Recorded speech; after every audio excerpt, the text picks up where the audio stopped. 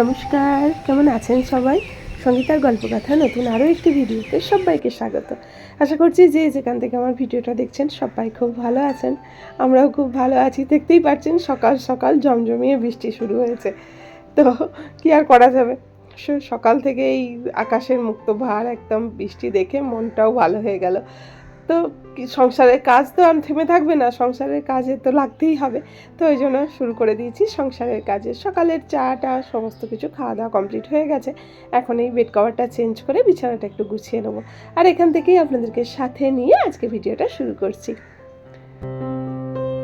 সকালবেলার মেন কাজ হলো এই বিছানাটা গুছানো। যতক্ষণ না ঘরটা ক্লিন হচ্ছে ততক্ষণ পর্যন্ত কোনো কিছু কাজেই মন বসে না। আর জানেন তো এখন ফৌজিবাবু আছে, সেই কারণের জন্য আরোই একটু লেট হয়ে যায় সমস্ত কাজেই। কারণ ফৌজিবাবু একটু লেটে মানে ওঠে ঘুম থেকে, তো সেই কারণের জন্য আর আমরা তো একসাথে সবাই মিলে বসে সববার ফ্রেশ হলেই তারপরে চাটা খাওয়া হয়। ফৌজিবাবুকে বেডটি আগেই দিতে হয়, তাছাড়া তো সে ওঠে না। তো এই জন্য একটু কাজেও সমস্ত কিছু লেট হয়ে যাচ্ছে। তো ঘরদোরগুলো ক্লিন করব করে করাই হচ্ছে না, সময় আর হয়ে ওঠে না। আজকে সকাল থেকে লেগে পড়েছি সমস্ত কাজেই। কি বলুন তো, ঘরের সমস্ত জিনিসগুলোই হচ্ছে আমাদের খুব প্রিয় জিনিস, খুবই পছন্দের, খুবই মানে দামি আমাদের কাছে। সে যেমনই জিনিস হোক না কেন, যার কাছে যেমন মানে যার অবস্থা যেমন সেই রকমই তার কাছে সেই জিনিসগুলো সমান মূল্যবান। সে 2 টাকার জিনিসই হোক আর 2000 টাকার জিনিসই হোক, জিনিসের মূল্য সবার কাছেই সমান। তো যাই হোক, এখন সকালবেলার সমস্ত ডাস্টিং ক্লিনিংয়ের কাজ কমপ্লিট করে স্নান করে চলে এসেছি ভগবানের কাছে। তো এই ভগবানের কাছে 5টা মিনিট মানে শান্তিতে বসে একটু মন দিয়ে পুজোটা করব। কারণ এই সময়টা কোনো কাজে মানে ইচ্ছা করে না অন্য কোনো কাজে মনটা দিই। সারা দিন তো সংসারের কাজে নিজে ডুবেই থাকি। তো এই সময়টুকু ভগবানের কাছে থাকতে পেরে মনটা একটু খুব শান্তি লাগে। আর আমাদের গোলুবাবু দেখুন স্নান করে একদম বসে পড়েছে সেজে গুজে। গাছের আজকে মোটামুটি ফুলগুলো অনেকগুলো হয়েছিল, আর এখন ছাদেও শিউলি ফুলটা খুব হচ্ছে, মানে 2-4টে করে প্রতিদিন শিউলি ফুল হয়ই।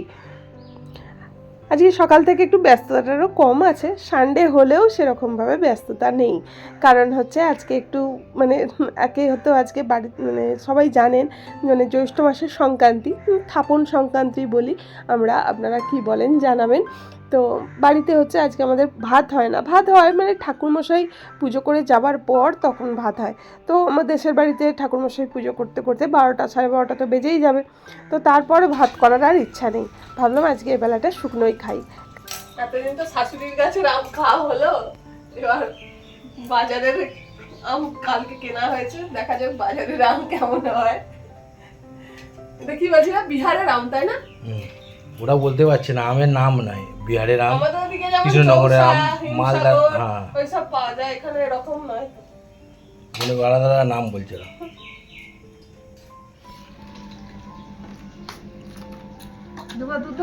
আমি খেতে পারবো তো ওটস? এটা কি বল? ওটস না, মুসলি। আচ্ছা মুসলি। বাবাই তুই খাবি বুঝলি, মুসলি খায় বুঝলি হয়ে যাবি। তো এখন এই যে বসে পড়েছি সকালের টিফিনে। তো টিফিনে আজকে আমি খাবো চিঁড়ে, কলা আর বাতাসা, আর ফৌজিবাবু আর ছেলেটার জন্য আছে মুসলি। তো ওদেরকে ওই দুধ মুসলি দিয়ে দিয়েছি, আর আমি এই যে চিঁড়ে খাবো। বাতাসা তো না, যেন জাহাজ। বড় বাতাসা গুঁড়ো হয়ে গেছে অনেক আসলে। আর এই যে শাশুড়ির আমটা খেয়েছো, আর এই যে বাজার থেকে কিনেছো, ফেলে দিতে হবে। কি স্বাদ আছে নাকি জানি। সকালবেলা তো আপনাদেরকে দেখালাম এক পশলা বৃষ্টি হয়ে গেছে, সেই কারণের জন্য আকাশটা এখন দেখুন পরিষ্কার হয়ে গেছে, আর দূরের পাহাড় পুরো একদম সুন্দর দেখা যাচ্ছে। আমি আগেও বলেছি কার্শিয়াংটা পুরো দেখা যায় আমাদের ছাদ থেকে, পুরো এটা কার্শিয়াংয়ের পাহাড়। তো এত পরিষ্কার দেখা যাচ্ছে না, আমার এই যখন এরকম পাহাড় দেখা যায় ছাদ থেকে আর নামতে ইচ্ছা করে না, খুব ভালো লাগে।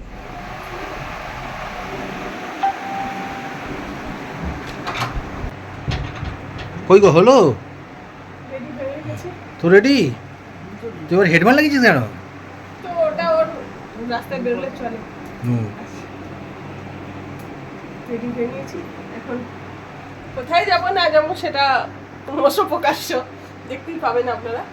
তো এখন কটা বাজে গো? 3টে বাজতে যাচ্ছে, 3টে বাজতে 15 মিনিট বাকি। 3টের মধ্যে আমাদের যাওয়ার কথা ছিল। চলুন যাই হোক, রেডি হয়েই গেছি।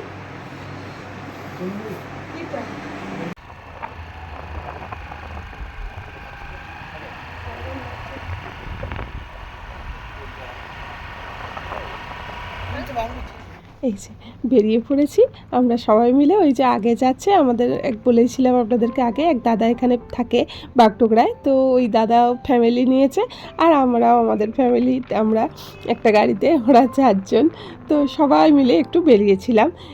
মানে এখানে এক জায়গায় আছে হচ্ছে জংলি বাবার মন্দির, তো ওই জংলি বাবার মন্দিরেই এসেছি।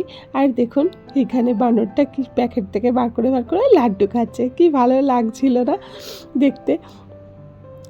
তো সেই জংলি বাবার মন্দিরটা খুব সুন্দর জায়গা, একদম জঙ্গলে ঘেরা, সুন্দর পরিবেশের মধ্যে, খুব ভালো লাগছিল। তো আমি এতদিন এখানে আছি, কোনো দিন এর আগে এই জায়গাটায় আসিনি। তো এইভাবে সবাই মিলে প্ল্যান করে হঠাৎ করেই ঠিক হলো, বলে চলো আজকে সানডেও আছে, আর এদিকে নিরামিষেরও খাবার দাবারেরও ব্যাপার, আজকে কোনো মানে মাছ মাংসর ব্যাপার নেই, সেই কারণের জন্য চলে এসেছি সবাই মিলে এই মন্দিরে। এই দেখুন সবাই মিলে একটু বসে গল্প করছি। আহমেদাবাদের বিমান দুর্ঘটনার পরে সোশ্যাল মিডিয়া জুড়ে নানা ছবি ঘুরে বেড়াচ্ছে। আধপোড়া 500-100 টাকার নোট জ্বলন্ত ছাই হয়ে মিশে গেছে ঘাসে, আধপোড়া পাসপোর্ট, ছিন্ন ভিন্ন পরিচয়পত্র, অচেনা মুখগুলোর ছবি, কিছু হাহাকার মাখা দলিল, সব মিলে মিশে এক গভীর আর্তনাদ। এক মুহূর্তে যেন সব থেমে গেল। প্রতিদিন আমরা টাকার জন্য ছুটে চলি, কেউ ঘুম ভেঙে প্রথম ট্রেন ধরেন, কেউ রাত জেগে ফাইল সাজান, কেউ নিজের আনন্দগুলোকে বন্ধক রেখে ভবিষ্যতের সুরক্ষায় বিনিয়োগ করেন, কেউ ভালোবাসাকে সময় দিতে পারে না, কেউ ছেলে মেয়ের মুখের থেকে হাসি ছিনিয়ে নেন স্ট্যাটাসের জন্য, কেউ সম্পর্কের ওপরে ফেলে দেন হিসাবের ছায়া। জীবনের প্রতিটা বাঁকে আমরা ভাবি আর একটু পেলে হয়তো জীবনটা পূর্ণ হবে, অথচ সেই পূর্ণতা পৌঁছানোর আগেই আমাদের থামিয়ে দেয় সময়ের গাড়ি। সত্যি বলতে কি, আমরা যত টাকাই জমাই, জীবন ততটা সময় দেয় না তাকে ছুঁয়ে দেখার। টাকার পিছনে ছুটতে ছুটতে আমরা অনেক কিছুই মূল্যবান জিনিস ফেলে আসি, অনেক মূল্যবান সময় আমাদেরকে বিসর্জন দিতে হয়। তাই আজ এখানেই থেমে একটু নিঃশ্বাস নিন, খেয়ে ফেলুন প্রিয় খাবারটা, ভুলে যান ক্যালোরির হিসাব, প্রিয় মানুষটাকে একটু সময় দিন, পরিবারের সাথে মূল্যবান সময় কাটান। হয়তো আগামী সেকেন্ডটাই শেষ সেকেন্ড, কে জানে আমাদের কি আছে। তাই বলবো, প্রাণ খুলে বাঁচুন, সর্বস্ব দিয়ে ভালোবাসুন, দুঃখ পেলে কেঁদে নিন একটু, ইচ্ছে করলে হাসুন, মন চাইলে জড়িয়ে ধরুন প্রিয় মানুষটাকে, কারণ মৃত্যু কারোকে খবর দিয়ে আসে না। তাই যেইটুকু সময় পাচ্ছেন খুব ভালোভাবে বাঁচুন। এই যে জঙ্গলি বাবার মন্দির দর্শন করার পর আবার আমরা এখানে চলে এসেছি। এখানে পিকনিক স্পট, অনেক লোক মানুষ এখানে এখন পিকনিক চলছে এখনো পর্যন্ত। ওদিকে সাইরেনও বেজে গেছে টাইমের মধ্যে, কারণ এই জায়গাটা হচ্ছে হাতি আর হাতির আসার ভয়টা বেশি। জঙ্গল, বেশ ওয়েদারটাও ঠিক আছে, আজ সকালবেলা বৃষ্টিটা হয়ে বেশ ভালোই হয়েছে, বেশ ভালোই সুন্দর লাগছে, খুব সুন্দর লাগছে। আর এই জায়গাটা দেখে কতটা সেই মানে জলটা অন্যরকম, কিন্তু মিরিক মনে হচ্ছে না, মিরিকে যেমন এইখানটা একটা ইয়ে মতো আছে, চারপাশটা সেই রকম লাগছে, মিরিক লাগছে। ঠিক না তোর এমন অবস্থা হয়েছে কেন? কার কই দেখি, কই আমার হিরো কই? না তো হ্যাঁ, চুরির অবস্থা। চলো, এখানে হাতি বেরোবে, আমরা এখান থেকে বেরিয়ে যাবো, ঠিক আছে? এবার যাবো চা বাগানে।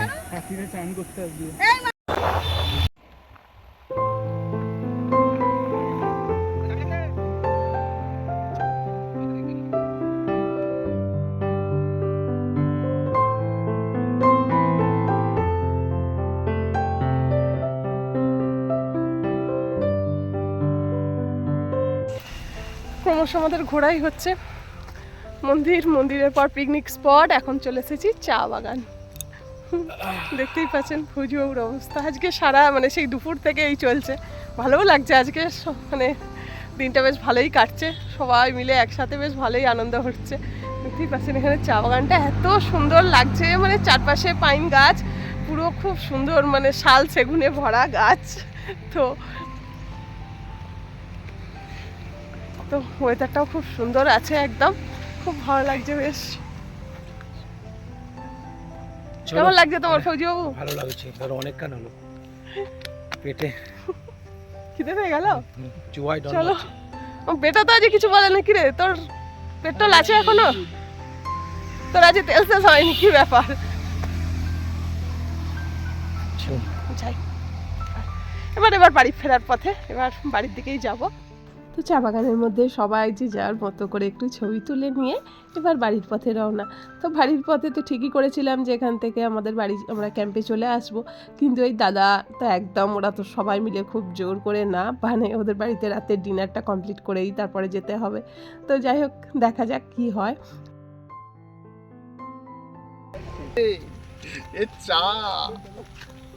চা বাগানে প্রচুর গান আছে।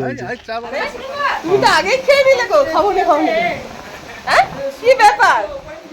তোমার কি খিদে বেশি পেয়েছে? এই,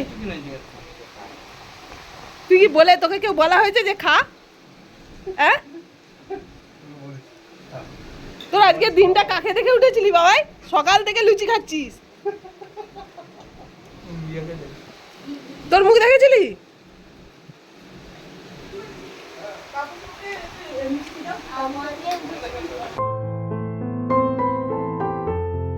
চলুন, রাতের ডিনার কমপ্লিট করে এবার আমরা ফিরে যাচ্ছি, আর ওই দাদারাও যাচ্ছে সবাই মিলে আমাদেরকে গেট পর্যন্ত এগিয়ে দেওয়ার জন্য।